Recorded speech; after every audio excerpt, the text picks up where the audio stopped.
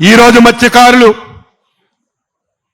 ఎవరైతే 2 మాసాలు వేట నిషేధ సమయం ఉందో గొప్పలు చెప్పుకుంటున్నారు, మేమున్నప్పుడు 10,000 ఇచ్చామని.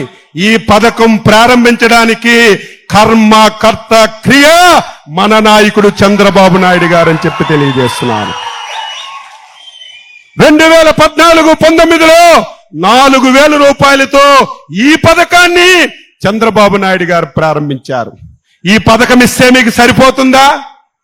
ఏదో 2 మాసాలు వేట నిషేధ సమయంలో వేటకెళ్లడం లేదు, జీవనోపాధి కష్టంగా ఉంటుంది, ఇచ్చిన డబ్బుతో జీవనోపాధి చేసుకోవడానికి ఈ డబ్బులు ఉపయోగపడతాయి తప్ప సంవత్సరం అంతా ఈ 20,000, 10,000, 4,000తో మత్స్యకారులు జీవనం సాగించలేరు.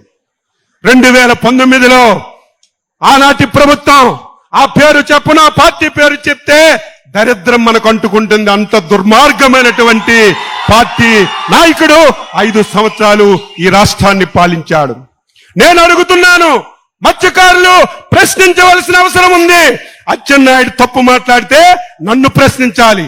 ఏ రాజకీయ పార్టీ అయినా, ఏ నాయకుడైనా అబద్ధాలు మాట్లాడితే గోబ గుయ్యమనిపించినట్టుగా మీరు వాస్తవాలు చెప్పకపోతే పని చేసిన వాళ్ళకి చైతన్యం రాదు, పని చేసిన వాళ్ళకి ఉత్సాహం రాదని ఈ సందర్భంగా తెలియజేస్తున్నాను.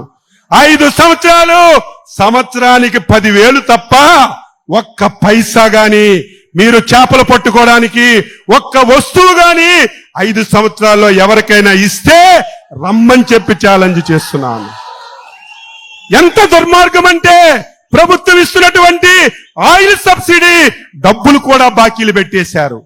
ఇంకొక దారుణమైనటువంటి ఘటన, ఎవరైనా మత్స్యకారులు వేటకెళ్లి ప్రమాదవశాత్తు చనిపోతే వాళ్ళ కుటుంబానికి 5 లక్షలు ఇవ్వాలి. ఎప్పుడు ఇవ్వాలి? వెంటనే ఇస్తే ఆ కుటుంబానికి ఉపయోగం. చంద్రబాబు నాయుడు గారు ముఖ్యమంత్రిగా బాధ్యతలు తీసుకున్నప్పటికీ ఈ రాష్ట్రంలో చనిపోయిన వాళ్ళకి డబ్బులు ఇవ్వలేదు, ఆయిల్ సబ్సిడీ ఇవ్వలేదు. ముఖ్యమంత్రి గారు ఒకటే ఆదేశించారు, ఆర్థికంగా మనకి ఇబ్బంది ఉన్నా, చాలా సమస్యలున్నా మత్స్యకారులు మన కుటుంబ సభ్యులు ఎంత పెండింగ్ ఉందో అంతా ఒక్కసారి మన ఆదేశాలు ఇస్తే అధికారం వచ్చినటువంటి 4 రోజుల్లోనే మీ అందరికీ ఆయిల్ సబ్సిడీ, చనిపోతే కుటుంబాలకు ఆర్థిక సాయం ఇచ్చి ఇప్పుడు చచ్చిపోయిన తర్వాత 4 రోజుల్లో 15 రోజుల్లో మీకు అందిస్తున్నాం. ఇది నిజమైన ప్రభుత్వం అని చెప్పి తెలియజేస్తున్నాను.